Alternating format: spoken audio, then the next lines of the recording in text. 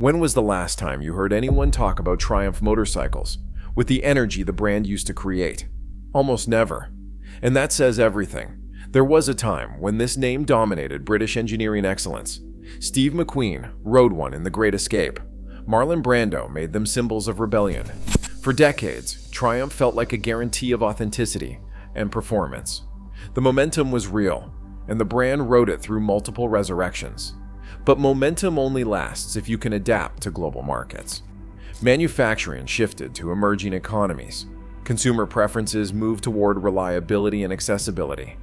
And the dealer network that once made Triumph accessible slowly turned into a limitation. The name stayed familiar, but the global influence faded. So today's question is simple. How did Triumph build such iconic status?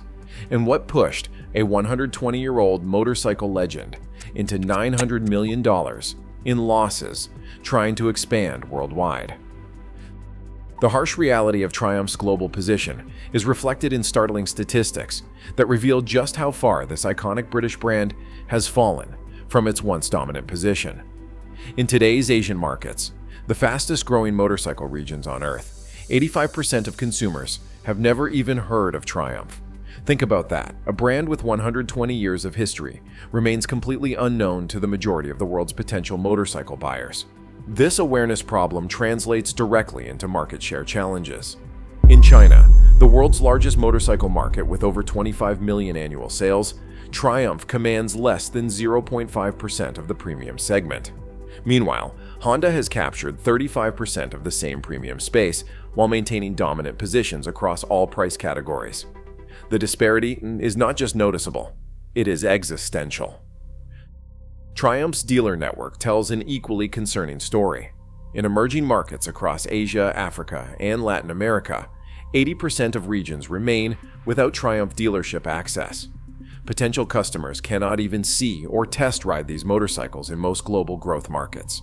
By comparison, Honda operates over 12,000 sales and service locations across these same regions, making their products accessible within a 30-minute drive for most urban consumers. These challenges have resulted in devastating financial consequences. Triumph's global expansion attempts between 2008 and 2020 resulted in approximately $900 million in losses through failed manufacturing partnerships, abandoned facilities, and marketing investments that generated minimal returns.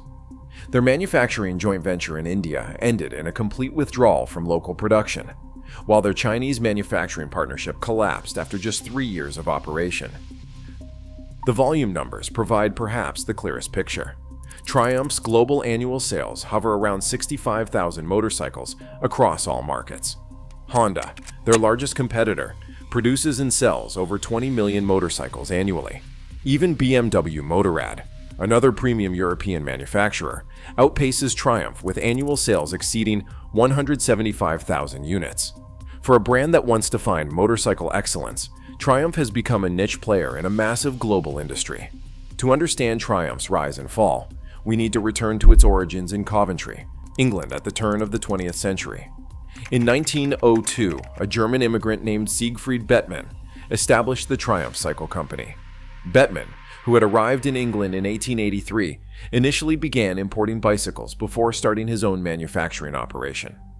Coventry was the perfect location, already established as Britain's manufacturing heartland, with skilled labor and industrial infrastructure readily available.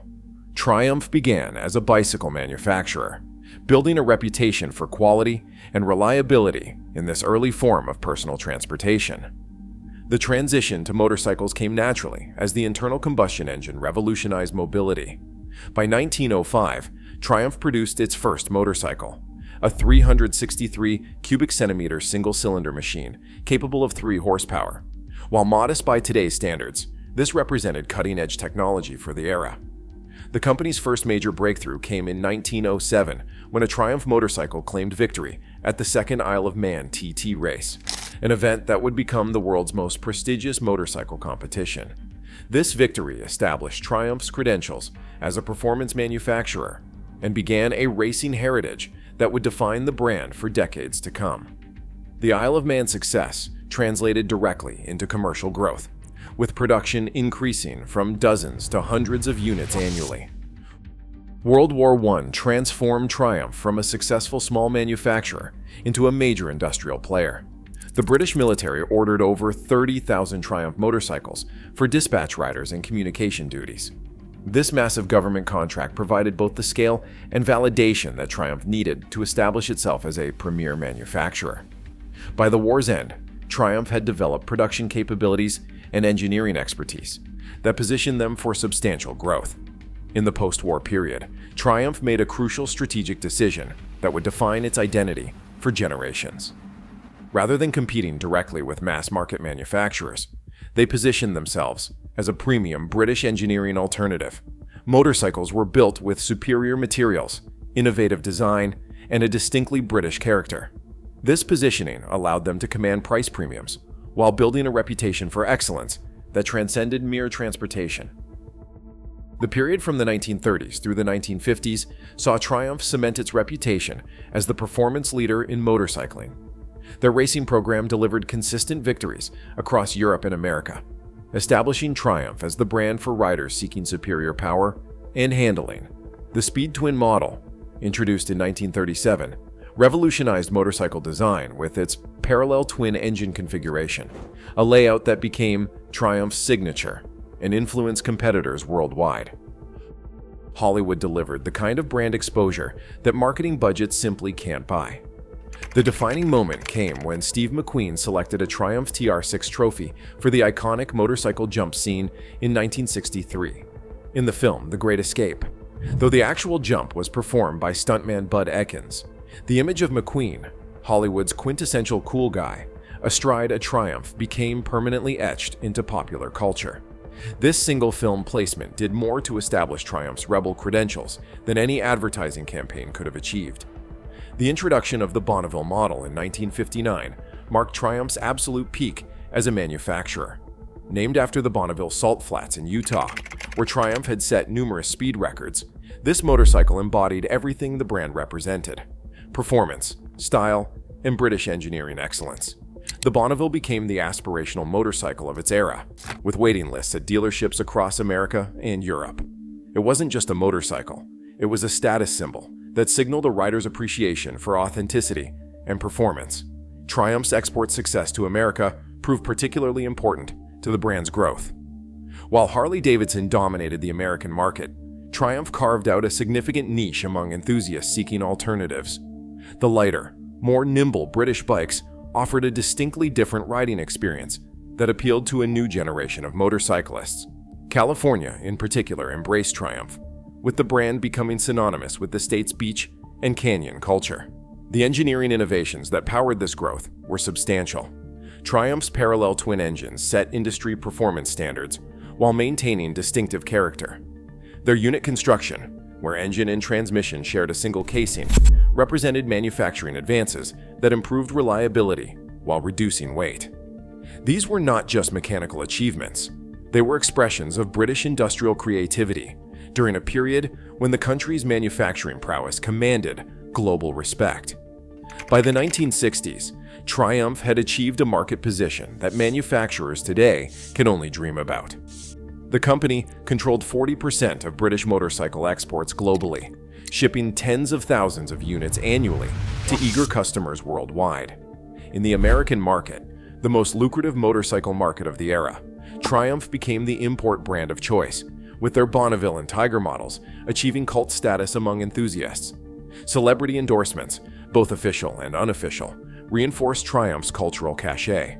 Marlon Brando rode Triumph motorcycles off-screen, cementing their rebellious image that had been established in The Wild One. James Dean was frequently photographed on his Triumph. Rock stars from the Beatles to Bob Dylan owned Triumphs.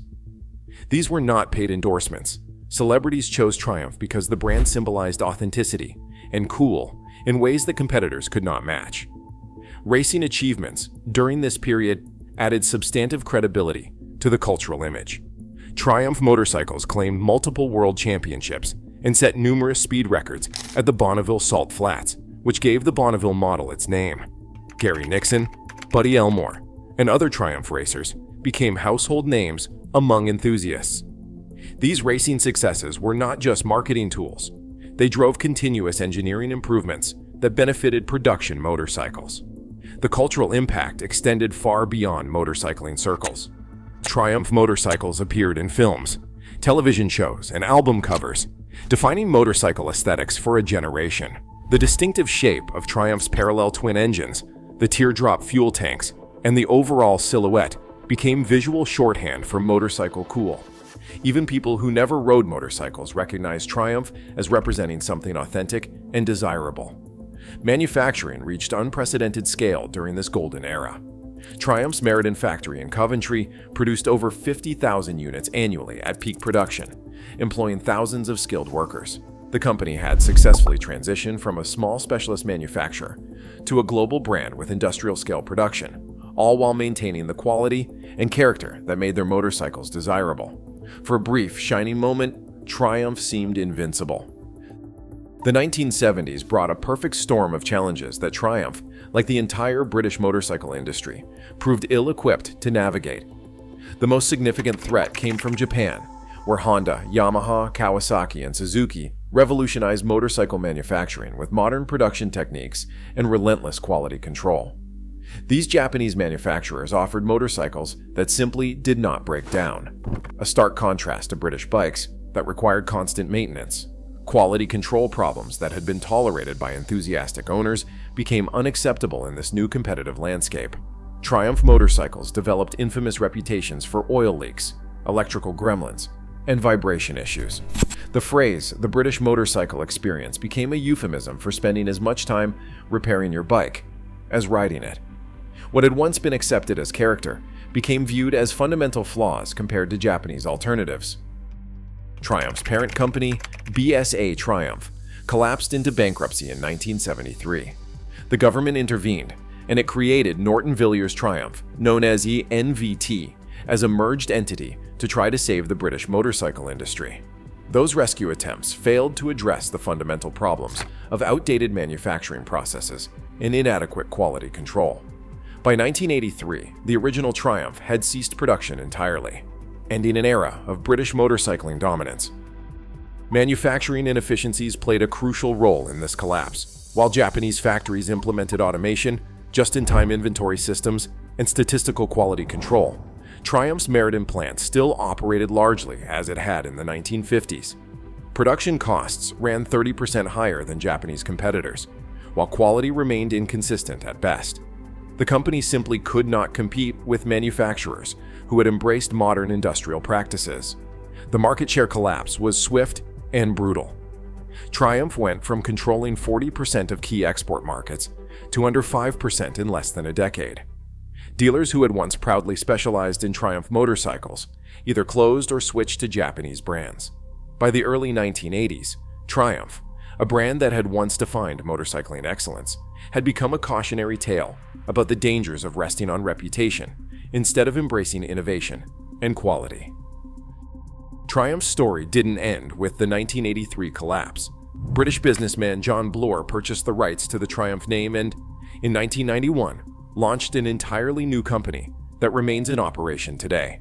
Bloor's Triumph, based in Hinckley, England, successfully re-established the brand in Western markets with high-quality motorcycles that honored the heritage while incorporating modern engineering. By the early 2000s, the revived Triumph had achieved stability and profitability in Europe and North America. The problems began with the global expansion strategy from 2008 to 2020 that targeted emerging markets in China, India, and Southeast Asia. Triumph's leadership recognized that future growth in motorcycling would come from these regions, where rising middle classes were graduating from basic transportation to premium leisure products. On paper, the strategy made sense. Execution proved disastrous. Dealer network failures formed the foundation of these problems. Triumph attempted to establish comprehensive dealer coverage across Asian markets, but faced insurmountable challenges. Potential dealers were reluctant to invest in facilities for a brand with limited awareness and uncertain demand. The company lacked the resources to provide the financing and support that might have overcome these hesitations. As a result, vast regions of key markets remained without Triumph representation. Manufacturing partnerships designed to reduce costs and improve market access ended in expensive failures. Triumph established joint ventures in China and India, investing hundreds of millions in manufacturing facilities and training programs. Both ventures collapsed within years of launch. The Indian partnership ended with Triumph completely withdrawing from local production, while the Chinese manufacturing joint venture resulted in an abandoned facility that produced fewer than 2,000 motorcycles before closure. The brand awareness crisis proved perhaps most damaging of all. Marketing studies revealed that 85% of potential customers in key Asian markets had never heard of Triumph despite its 120-year history. This awareness gap required marketing expenditures that the company simply could not sustain. Competitors like Honda, with an established presence and multi-decade investments in these regions, maintained overwhelming advantages in both recognition and reputation. The financial impact has been severe. Triumph's global expansion attempts resulted in approximately $900 million in losses through failed manufacturing ventures, abandoned facilities, unsold inventory, and marketing investments that generated minimal returns. For a company with annual revenues under $750 million, these losses represented an existential threat that forced a fundamental reconsideration of their global strategy. Facing these sobering realities, Triumph has recently pivoted to a more focused strategy, retreating to premium positioning in established Western markets while maintaining only a limited presence in emerging economies. This approach leverages their strongest assets, brand heritage and design excellence, while acknowledging the insurmountable challenges of competing directly against global giants in developing markets. The contrast with competitors who successfully globalized is instructive. Honda established manufacturing in emerging markets decades ago, building local supply chains and dealer networks long before market demand materialized. BMW Motorrad leveraged their automotive dealer network and financing capabilities to create premium motorcycle distribution in new markets. Both companies invested billions in localization and market development, with decade-long timeframes for returns. The market opportunity remains tantalizing yet out of reach. The Asia-Pacific region represents 60% of global motorcycle sales and continues to grow while Western markets stagnate. India alone consumes over 15 million motorcycles annually. China, despite recent economic challenges, remains the world's largest two-wheeler market. Triumph's inability to meaningfully participate in these markets essentially caps their potential at a fraction of what global competitors can achieve. Strategic options for the future appear limited. A partnership with larger manufacturers might provide access to distribution and manufacturing scale, but it would come at the cost of independence and brand control. Independent expansion would require capital resources far beyond what Triumph can generate from current operations. Exiting emerging regions means accepting permanent niche status, while competitors continue growing globally. This brings us to the fundamental question that Triumph's story forces us to consider. Can a heritage brand with limited resources compete against global manufacturers with comprehensive distribution networks? The evidence suggests a sobering answer. In today's globalized marketplace, heritage and product excellence alone cannot overcome structural disadvantages in manufacturing scale, brand awareness, and market access. Triumph's experience reveals a harsh truth about the modern motorcycle industry, and perhaps about global business more broadly. The resources required to compete internationally have grown exponentially, creating barriers that even storied brands with exceptional products struggle to overcome. For enthusiasts who value diversity and character in motorcycling, this reality represents a significant loss. For business leaders, it offers a cautionary tale about the challenges of globalization in an industry dominated by a handful of massive corporations. Triumph motorcycles remain exceptional products, designed and built with passion and expertise. Their current Western-focused strategy may well ensure survival and even prosperity within their niche. But the dream of returning to global significance, of Triumph once again being mentioned alongside Honda, Yamaha, and Harley-Davidson as motorcycle industry leaders, appears to have ended in that $900 million expansion disaster. The question now is whether survival as a specialty manufacturer represents victory or defeat for one of motorcycling's most storied names. Triumph's cautionary tale reveals a sobering reality. Heritage alone cannot overcome global market barriers. $900 million in losses exposed the gulf between prestige and profitability. Today's question is not which brands survive, but whether we are witnessing the inevitable consolidation of global manufacturing. Do you agree? Subscribe for more investigations into iconic brands fighting against market realities.